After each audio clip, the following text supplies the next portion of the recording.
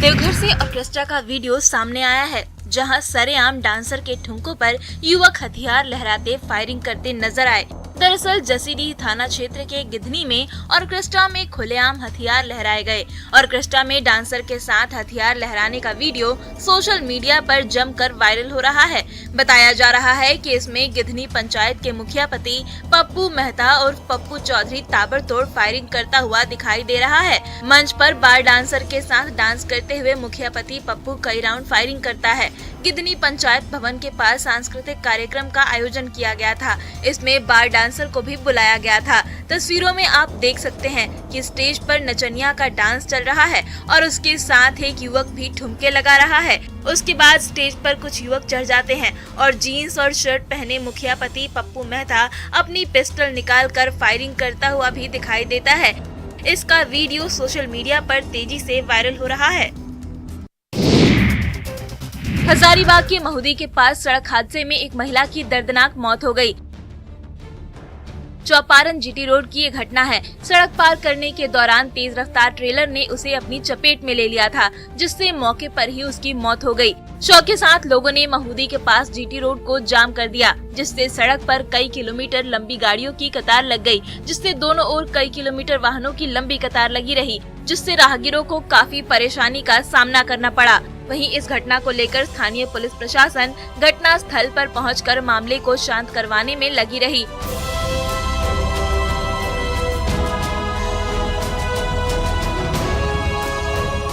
साथ ही घटना की जानकारी मिलते ही स्थानीय विधायक उमाशंकर अकेला यादव मौके पर पहुंचे और ठेकेदार पर सड़क में तोड़फोड़ को हादसे की वजह बताया। उन्होंने कहा कि तोड़फोड़ के कारण ही आए दिन सड़क दुर्घटना में लोग जान गंवा रहे हैं। साथ ही कंपनी के ठेकेदार की ओर से मुआवजा देने की मांग की।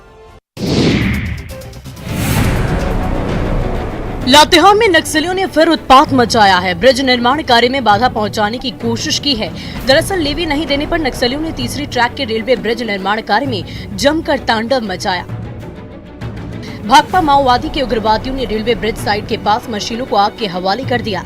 लातेहार चंदवा बरकाकाना बरवाडीह रेलखंड पर टोरी जंक्शन के महज 10 किलोमीटर दूर डगड़गिया पुल के पास काम चल रहा है। TTPIL कंपनी को इस नक्सली हमले में करीब 50 करोड़ की संपत्ति का नुकसान हुआ।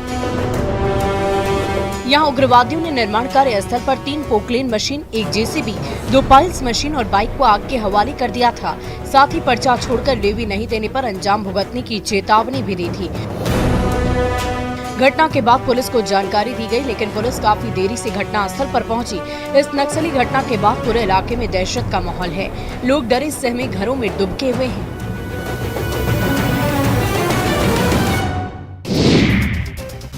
वैशाली में चोरों का आतंक दिनों दिन बढ़ता जा रहा है। आलम यह है कि लालगंज बाजार में चोरों ने एक ही रात में 2 दुकानों में सेंधमारी कर लाखों के सामान पर हाथ साफ कर लिया। लालगंज बाजार में 2 दुकानों में सेंधमारी से हड़कंप मच गया है। बताया जा रहा है कि लालगंज नगर थाना क्षेत्र के शुक्ला मार्केट के पास 2 दुकानों में अज्ञात चोरों ने चोरी कर ली और लाखों की संपत्ति उड़ा ले गए। चोरों ने दुकान के पीछे की एक दीवार में छेद बनाया और वहीं से दुकान में घुसकर चोरी की घटना को अंजाम दिया। पीड़ित का कहना है कि चोरों ने सोने चांदी के जेवर समेत कई सामानों पर हाथ साफ कर लिया है, जिससे उन्हें बहुत नुकसान हुआ है। चोर CCTV कैमरे भी चोरी कर ले गए। वहीं चोरों ने दूसरी दुकान से भी करीब 6 लाख की चोरी की है। सेंधमारी की घटना के बारे में सुनते ही मौके पर भीड़ जुट गई और पुलिस को मामले की सूचना दी गई, जिसके बाद पुलिस मौके पर पहुंचकर जांच पड़ताल में जुट गई। पुलिस जल्द ही चोरों को पकड़ने का दावा कर रही है, लेकिन चोरी की इस घटना के बाद इलाके में हड़कंप मच गया है।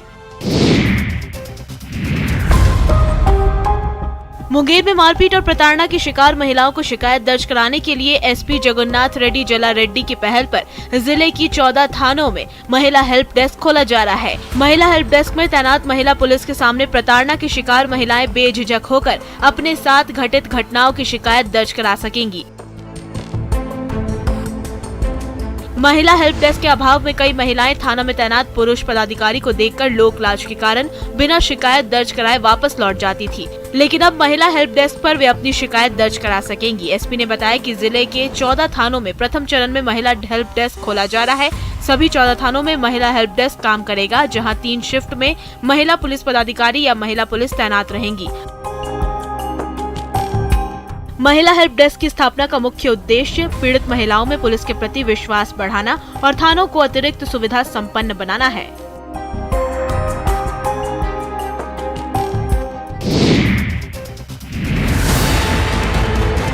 दिल्ली के महरौली इलाके में हुए श्रद्धा हत्याकांड में रोज नए खुलासे हो रहे हैं। इस बीच जानकारी ये मिल रही है कि साल 2020 में श्रद्धा ने मुंबई पुलिस को चिट्ठी लिखकर आफताब की शिकायत की थी। श्रद्धा ने कहा था कि आफताब मुझे जान से मारकर मेरे टुकड़े करने की धमकी देता है। चिट्ठी में श्रद्धा ने लिखा था कि आफताब ने उसे बुरी तरह पीटा था, जिसके बाद उसको अस्पताल में भर्ती कराना पड़ा था। इसके बाद दोनों का ब्रेकअप हो गया था। मुंबई पुलिस को लिखी चिट्ठी में श्रद्धा ने ये कहा था कि आफताब सुसाइड करने की धमकी भी देता था, जिससे वो डर जाती थी। हालांकि बाद में श्रद्धा ने आफताब से माफी मांग ली थी, जिसके बाद दोनों फिर से साथ रहने लगे थे।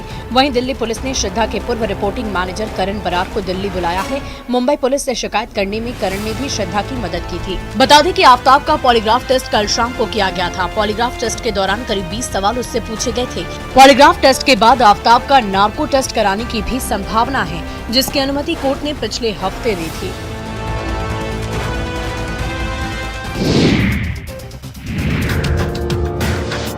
प्यार के लिए इस युवती ने धर्म के सारे बंधन ही तोड़ दिए और अपने हिंदू प्रेमी संग 7 फेरे लिए। लेकिन अब शादी के बाद प्यार के दुश्मन इन्हें जान से मारने की धमकी दे रहे हैं।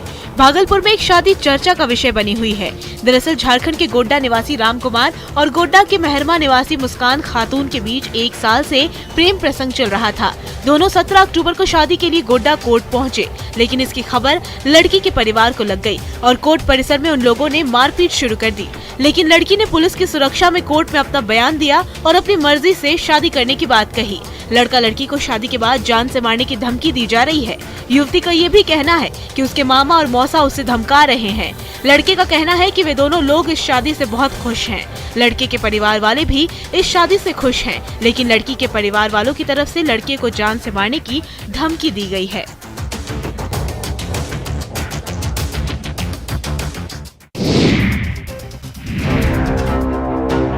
प्यार में पड़े इस जोड़े को देखिए, जिन्होंने समाज के सामने शादी की। और हैरानी की बात तो ये है कि युवक की प्रेमिका पहले से ही शादीशुदा है, लेकिन शादी के बाद भी प्रेमिका चोरी छुपे अपने प्रेमी से मिलती रही। इश्क की खबर तो जमाने को लग ही जाती है। दरअसल छपरा में एक अनोखा मामला सामने आया, जहां पति से मिलने आए प्रेमिका को उसके पति ने पकड़ लिया और दोनों की शादी करा दी। इसके लिए गांव में पंचायत बैठी, जिसमें सर्वसम्मत फैसला लिया गया कि लड़की जिससे प्रेम करती है उसके साथ ही उसे रहना चाहिए। मढ़ौरा के पिकअप वैन ड्राइवर विश्वजीत भगत को बख्तियारपुर की आरती से प्रेम हुआ, जिसके बाद दोनों ने इसी साल 30 अक्टूबर को शादी कर ली। लेकिन आरती का पहला प्रेमी अभिराज उससे मिलने उसके ससुराल पहुंच गया। फोन पर आरती और अभिराज की बात हुई और दोनों ने भागने का प्लान बनाया, लेकिन आरती के पति ने उन्हें पकड़ लिया, जिसके बाद गाँव में हंगामा मच गया। गांव में देर रात तक पंचायत चली और इसके बाद ये फैसला लिया गया कि आरती को पहले प्रेमी के पास रहना चाहिए। इसके बाद अभिराज और आरती की शादी करा दी गई।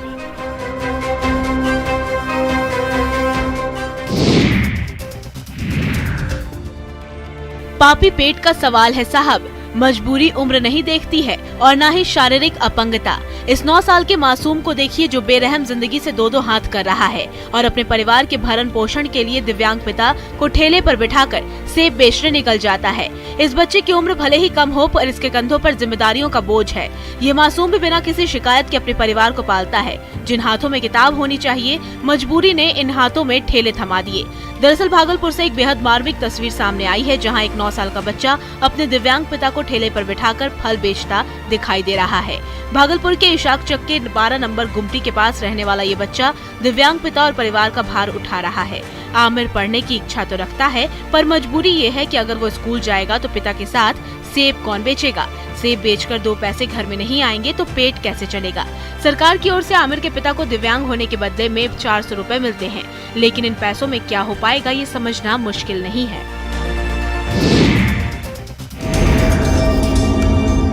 बांका के फुल्ली डूमर थाना क्षेत्र के पडावचक गांव में पोल्ट्री फार्म में अचानक आग लग गई। देखते ही देखते पूरा फार्म जलकर राख हो गया। यही नहीं, पोल्ट्री फार्म के आसपास कुछ दूसरी झोपड़ियां भी जलकर राख हो गई। आप देख सकते हैं कि आग कितनी भीषण थी। दमकल कर्मी आग को बुझाने का प्रयास कर रहे हैं। आग की लपटें सब कुछ लीलने को तैयार है। बताया जा रहा है कि राकेश यादव के मुर्गा फार्म में रोज की तरह कर्मी अपना काम कर रहे थे और उसी बीच अचानक आग कैसे भड़की, किसी को कुछ पता नहीं चल पाया। आग लगने की घटना से लाखों रुपए के नुकसान नुकसान की बात कही जा रही है। आग लगने की सूचना अग्निशमन विभाग को दी गई, लेकिन जब तक आग पर काबू पाने के लिए दमकल की गाड़ियां पहुंचती, तब तक सब कुछ जलकर राख हो चुका था। वहीं आगलगी के मामले में विभाग का कहना है कि पोल्ट्री फार्म में आग कैसे लगी, इस बात का पता नहीं चल पाया है, लेकिन स्थिति पर काबू पा लिया गया। वहीं पोल्ट्री फार्म के मालिक का कहना है कि उन्हें इस आगलगी में लाखों का नुकसान हुआ है, जिसका आकलन किया जा रहा है।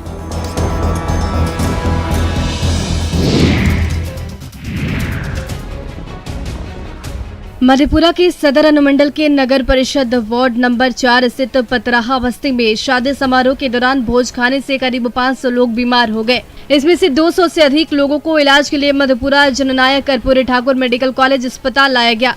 सभी को शरीर में दर्द, ठंड और बुखार की शिकायत थी। घटना के संबंध में बताया जाता है कि 21 नवंबर की रात पतराहा बस्ती में शैलेंद्र यादव की बेटी की शादी थी, जिसमें मुरलीगंज से बारात आई थी। शादी बड़े ही धूमधाम से हुई, लेकिन अगले ही दिन लोग बीमार होने लगे और शाम करीब 3 से 4 बजे के बाद एक पूरी बस्ती और भोज में शामिल लोग अस्पताल और मेडिकल कॉलेज पहुंचने लगे। इस अफरा तफरी के बीच मधेपुरा सदर अस्पताल और मेडिकल कॉलेज में आनन फानन में अतिरिक्त चिकित्सकों की टीम लगाई गई। डॉक्टरों ने बताया कि अधिकांश लोगों को लूज मोशन और दस्त की शिकायत थी। वही घटना की सूचना के बाद बिहार के शिक्षा मंत्री और स्थानीय विधायक प्रोफेसर चंद्रशेखर और प्रशासनिक अधिकारियों ने सदर अस्पताल पहुंचकर मरीजों का हाल जाना।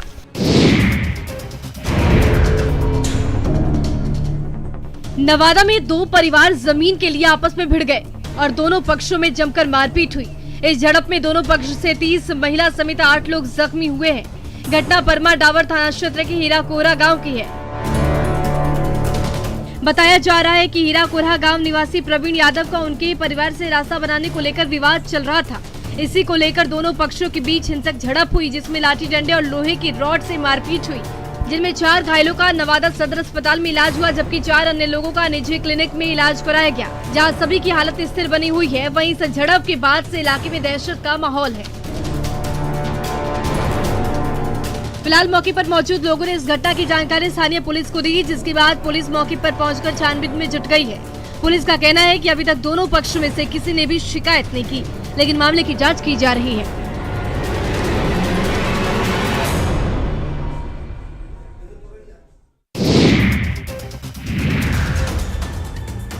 शराब माफिया और शराबियों पर लगाम कसने के लिए पुलिस और मद्य निषेध विभाग लगातार कार्रवाई कर रहा है। इसी कड़ी में गोपालगंज में उत्पाद विभाग ने नोडल छापेमारी अभियान चलाकर 90 लोगों को गिरफ्तार किया। इनमें 74 शराबी और 16 शराब तस्कर शामिल हैं। साथ ही बाइक, स्कूटी, कार समेत कई गाड़ियां और देसी विदेशी शराब भी जब्त किए गए। गिरफ्तार लोगों में अधिकांश ने कहा कि वे शादी समारोह में शामिल होने के लिए यूपी गए थे, जहाँ शराब पार्टी की और लौटने के दौरान नशे की हालत में पाए गए। उत्पाद अधीक्षक राकेश कुमार ने कहा कि शराब तस्करी रोकने के लिए यूपी के सीमावर्ती इलाकों में 7 चेक पोस्ट बनाए गए हैं, जहां नोडल रेड के तहत मंगलवार की रात छापेमारी अभियान चलाया गया, जिसमें 90 लोगों को गिरफ्तार किया गया। लोगों पर उत्पाद अधिनियम के तहत प्राथमिकी दर्ज कर जेल भेजने की कार्रवाई जारी है। साथ ही उन्होंने कहा कि अभियान आगे भी चलता रहेगा और शराब तस्करी और शराब पीने वालों पर कार्रवाई होती रहेगी।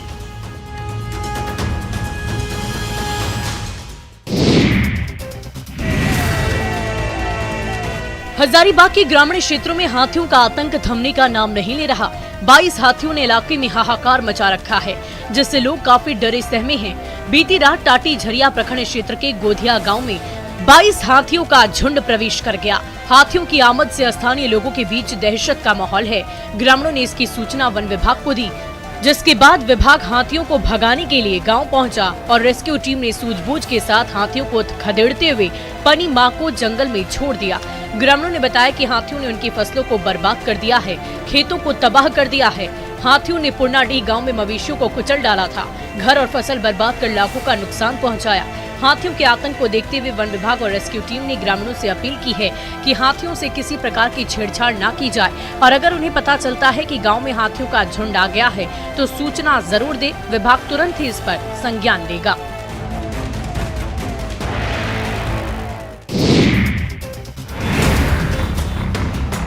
मुंगेर शहर की निगरानी के लिए शहर में कुल 36 सीसीटीवी कैमरे लगाए गए हैं। लेकिन कुछ दिन बाद ही अधिकांश सीसीटीवी खराब हो गए। न्यूज 18 की टीम ने जब कंट्रोल रूम का जायजा लिया तो यहाँ की तस्वीर हैरान कर देने वाली सामने आई। दरअसल शहर की निगरानी के लिए पुलिस और पब्लिक के सहयोग से साल 2016 में कुल 36 सीसीटीवी कैमरे लगाए गए थे, जिसकी मदद से कई आपराधिक घटनाओं का खुलासा हुआ था। लेकिन इसमें से 80% सीसीटीवी कैमरे अब खराब हो चुके हैं। सीसीटीवी कैमरा लगने के बाद इसकी मॉनिटरिंग के लिए किला परिसर एसडीपीओ कार्यालय में लगा कंट्रोल रूम का भी हाल बेहाल है और ये सिर्फ खानापूर्ति का केंद्र बनकर रह गया है। कंट्रोल रूम के जवान ने बताया कि पिछले 4 महीने से उसके कार्यालय में जो बड़ा सा मॉनिटर लगाया गया था वह खराब पड़ा हुआ है। बैटरी और इन्वर्टर भी खराब पड़े हुए हैं। यहाँ पर एक टेलीफोन भी लगाया गया, लेकिन बिल बकाया रहने के कारण फोन की आउटगोइंग बंद है, जिसके कारण मोबाइल का सहारा लेना पड़ता है। लेकिन मोबाइल की बैटरी डिस्चार्ज होने के बाद काफी परेशानी होती है।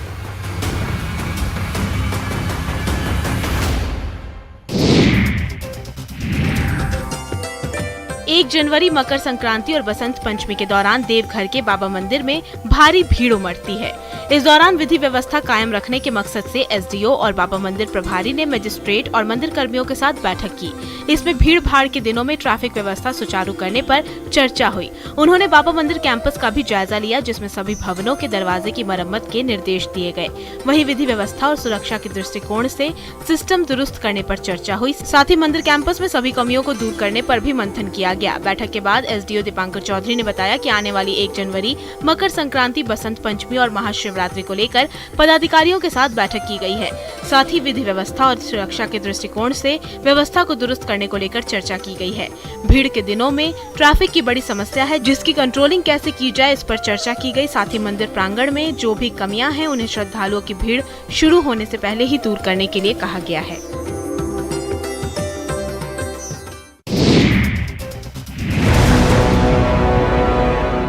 लखीसराय में खाद की किल्लत ने किसानों की परेशानी को बढ़ा दिया है। किसान सुबह से ही विस्कोमान पहुंचकर लंबी कतारों में खड़े हो जाते हैं और खाद लेने की कोशिश शुरू हो जाती है, फिर भी उन्हें खाद नहीं मिल पाता। रबी फसल के लिए यूरिया की किल्लत किसानों के लिए सबसे बड़ी परेशानी का सबब बन चुकी है। किसान बताते हैं कि विस्कोमान से उन्हें नैनो खाद दी जा रही है, जो कि फसल के लिए फायदेमंद नहीं है। किसान सुबह से ही लाइन में लगे नजर आते हैं। लक्ष्य के अनुसार गोदाम में खाद उपलब्ध नहीं है, जिससे किसानों की परेशानी बढ़ी हुई है। वहीं विस्कोमान केंद्र प्रबंधक रंजय कुमार बताते हैं कि खाद का वितरण किया जा रहा है और केंद्र में खाद की कमी सामने नहीं आई है, लेकिन किसानों के उदास चेहरे सच्चाई बता रहे हैं। किसान प्रशासन से पर्याप्त मात्रा में खाद उपलब्ध कराने की मांग कर रहे हैं, ताकि वे सही समय पर खेतों में खाद डाल पाएं।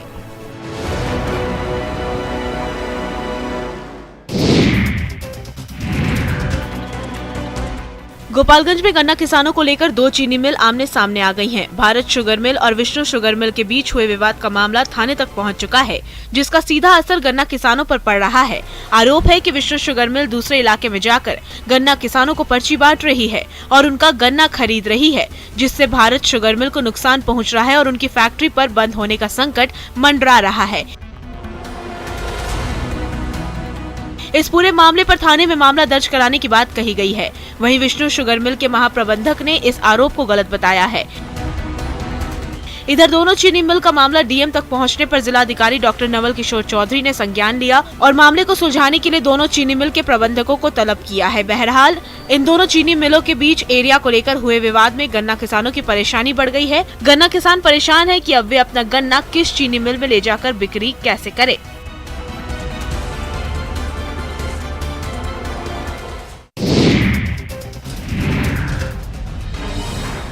गिरिडीह के गांवा प्रखंड के दलित परिवारों की निजी जमीन पर मनरेगा काम करने वाले बिचौलियों ने जेसीबी मशीन लगाकर तालाब की खुदाई कर दी। गांवा प्रखंड के सेरवा पंचायत का ये मामला है। तालाब खुदाई की जानकारी मिलने पर जब जमीन मालिक विरोध करते हुए बिचौलिए के घर पहुंचे तो उन्हें गाली गलौज कर भगा दिया गया। इसका आरोप लगाते हुए दलित परिवार के लोगों ने उपायुक्त को आवेदन देकर मामले में कार्रवाई करने की गुहार लगाई है। इनका कहना है कि बिचौलियों के आतंक से ये परेशान हैं। इनकी नजर महादलित परिवार की जमीन पर है। अगर समय रहते कार्रवाई नहीं की गई तो ये इनकी जमीन हड़प लेंगे।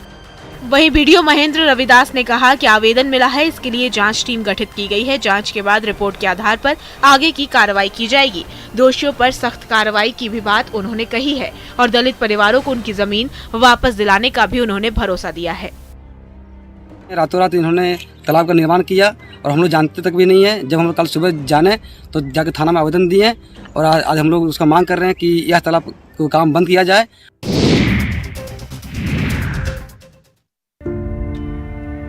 पाकुड़ में आज भी महिलाएं गोबर और लकड़ी जलाकर खाना बनाती हैं। इसके लिए महिलाएं सूखी लकड़ियां चुनती हैं और उसमें गोबर लपेटकर सुखा देती हैं, जिसके बाद उसे जलाकर खाना बनाती हैं। दरअसल हिरनपुर प्रखंड अंतर्गत बिंदा डी गांव में आज भी महिलाएं उज्ज्वला योजना से वंचित हैं। यहाँ की महिलाएं देसी जुगाड़ कर खाना बनाती हैं। आप कोयले, लकड़ी, गैस से खाना बनाते जरूर देखे होंगे, लेकिन महंगाई की मार में ग्रामीण महिलाएं देसी जुगाड़ से खाना बना रही हैं। ये देसी जुगाड़ आप कहीं न कहीं जरूर देखे होंगे। आंकड़ों के हिसाब से देखा जाए तो उज्ज्वला योजना सफल रही है, लेकिन जमीनी हकीकत ये है कि आसमान छूती कीमतों के कारण कई लाभार्थी अपने एलपीजी सिलेंडर को फिर से नहीं भर पा रहे हैं। गांव में महिलाएं पारंपरिक चूल्हों की ओर वापस जा रही हैं, जो श्वसन स्वास्थ्य के लिए बेहद खतरनाक है। फिर भी महिलाएं चूल्हा जलाकर खाना बनाने को मजबूर हैं। महिलाएं बताती हैं कि इस तरह के देसी जुगाड़ में उन्हें काफी समय लग जाता है, तब जाकर इनके घर में खाना बन पाता है।